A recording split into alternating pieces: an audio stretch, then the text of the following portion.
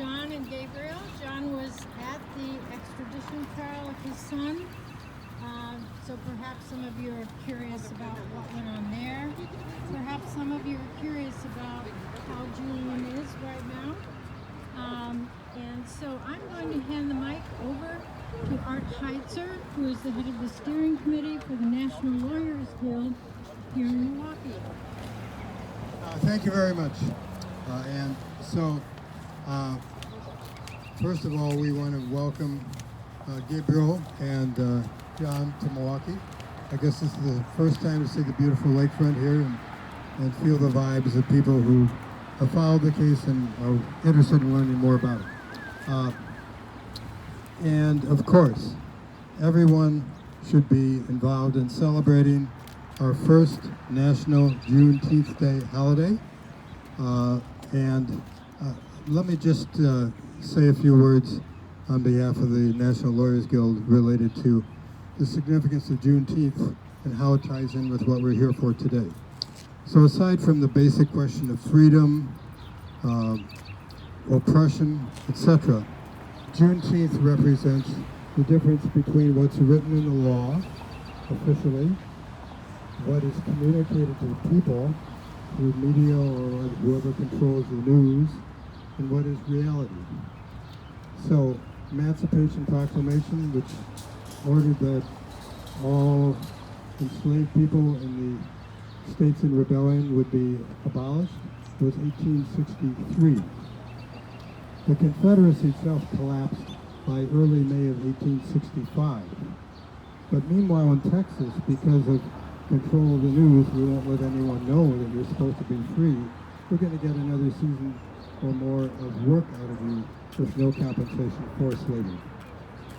So that's what happened on June 19th. Finally, the reality of chattel slavery being over in the United States occurred, even though officially that happened way before and there was no more Confederacy for about 2 months.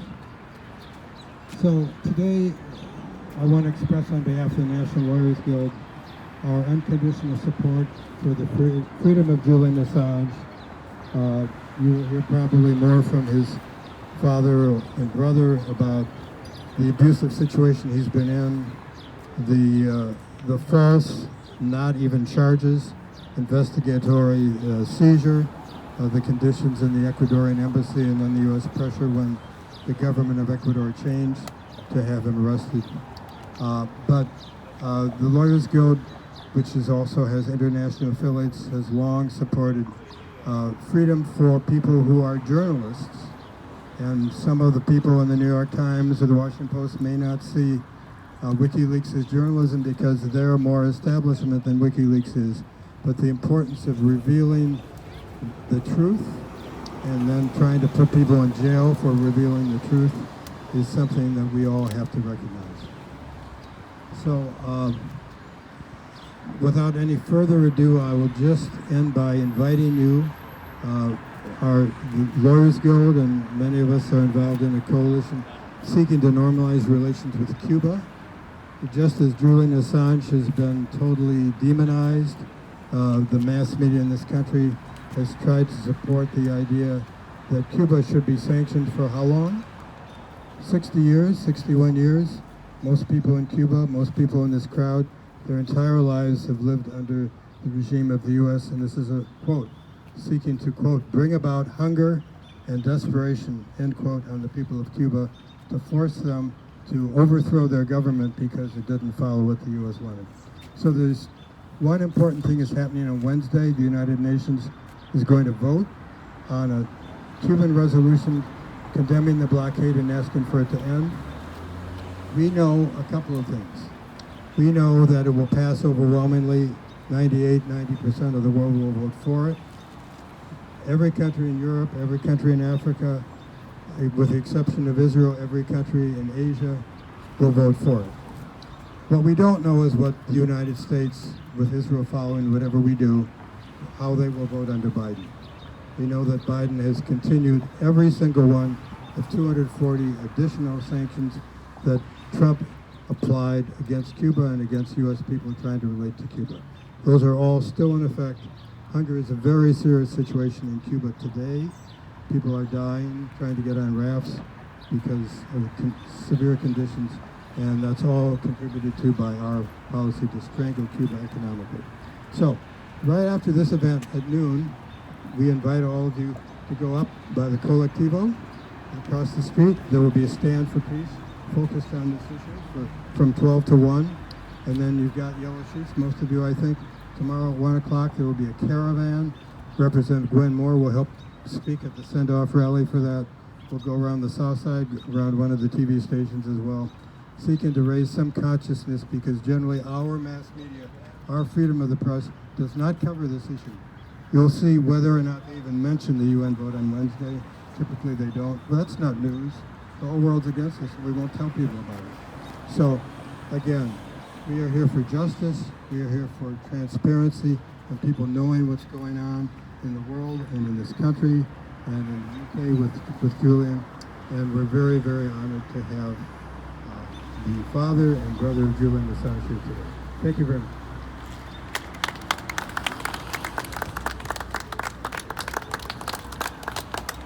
Hi, hello everyone. I'm Gabriel Shipton. I'm Julian Assange's brother. Just thank you everyone for coming out. We've been here since the beginning of June, working our way across the country. We started off in Miami, then moved up to the East Coast, New York, DC, Philadelphia, Boston, then Columbus and Chicago, now Milwaukee. We're over the halfway point now, so we're really feeling the momentum, and I think we've seen this sort of outpouring of support, and it's really having an effect by what we've seen in the media. I think there's been over 20 written articles now. The New York Times is talking about this again. USA Today, Newsweek, they're all talking about the prosecution of Julian Assange and its dangers to press freedom again, and that's thanks to everybody who's really just come out in support and made this sort of an issue again, because it's so hard, like the previous speaker was just saying, it's so hard to get this stuff in the mainstream media. We've done 2 national news shows. We're going to do another national news show this week, so we're just, it's great to see that all this support, all this outpouring of support is actually working to bring this issue up again. I can give you usually what so on the 3rd of January, 4th of January, Julian won his extradition case. The extradition was rejected. The US DOJ is trying to extradite him to charge him in relation to publishing the Afghan war logs, the Iraq war logs, the Guantanamo detainee files. After he won his extradition, the US DOJ immediately appealed, signaled their appeal, and then a few days later, the British judge rejected his bail. So he's been, in this sort of in limbo, basically, now awaiting whether the appeal will happen or not for the past 6 months. And it started off under Trump, and now just continues under the Biden administration. But I think now we have a very unique opportunity just to keep letting people know, letting your representatives know that this is an important issue that you care about, and it's related to press freedoms, and that you really care about, and really, let them know, and then they can take that to the next level within the administration. Julian hasn't had any visitors. I visited him in October last year. He hasn't had any visits for 6 months now. He's been over 6 months, so no visits. The prison's been in a COVID lockdown, so he's in there, suffering away, with no end in sight. Some good news though is that I think he will get a visit from his family this weekend. So we're all very happy about that, and I think the just talking about it and keeping it being an issue, they can't just keep treating prisoners like this in the UK. one thing I just want to talk about as well is that you know, all the organisations that have come out. I don't know if all of you saw in February there was a letter sent to the DOJ from 24 press freedom organisations and human rights organisations, all the largest press freedom and human rights organisations in this country, ACLU, Amnesty, Human Rights Watch, Press Freedom Foundation, and they sent a letter to the DOJ saying that this prosecution is a danger to press freedom and First Amendment rights to all Americans. And since then, you know, we've seen executive editors from the Washington Post, executive editors from the New York Times voicing their concerns about this prosecution. And you know, I wanted to look at what that means. You know, these executive editors saying this, what it means is that they're having to confront this prosecution in their work. So when they have national security stories coming across their desks, they have to look at them and assess whether that their journalists will be prosecuted under the Espionage Act for publishing. So they're looking at stories with this in mind and pushing back stories and rejecting stories. And that's why they're making these statements, because they can see inside their organisations that there is already a silencing of these national security stories happening. And this has a flow-on effect. So whistleblowers who are out there see this happening. They see these prosecutions happening. They see the silence from the media organisations, the concern expressed by these media organisations. And so if they see something wrong and they think about blowing the whistle, they then have to consider, well, if I take this to a publisher, will they even publish it? And where do I take this material? So it's this double silencing effect that is really happening, which just means that, you know, all of us as well, I'm not a citizen, but all of you, you know, your sort of democratic rights, you know, it's this basic freedom, like knowing about what those people you vote for are actually up to, and that's what this case is about. But I think we're also seeing it have ramifications around the world. You know, places like China, where the Foreign Affairs spokesperson, China was confronted about their record on press freedom, their record on human rights, and the Foreign Affairs spokesperson responded saying, well, look what you're doing to Assange. The UK ambassador, Russian ambassador, was confronted about Navalny. He responds, look what you're doing to Assange. So this case is having a global effect, especially in these countries where press freedom doesn't exist, where you know, as Western nations, we would like to see press freedom in these countries to build up these people's rights and their knowledge about what goes on in their countries. But these countries are all using Assange now as an example to squash their press freedoms.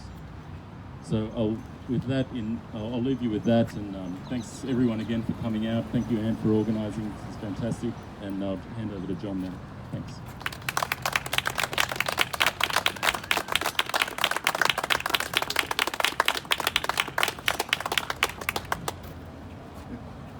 Thank you. There's always this perennial problem, what to do and what to say. So it's divided into two elements, both of them in the past and how they affect the future.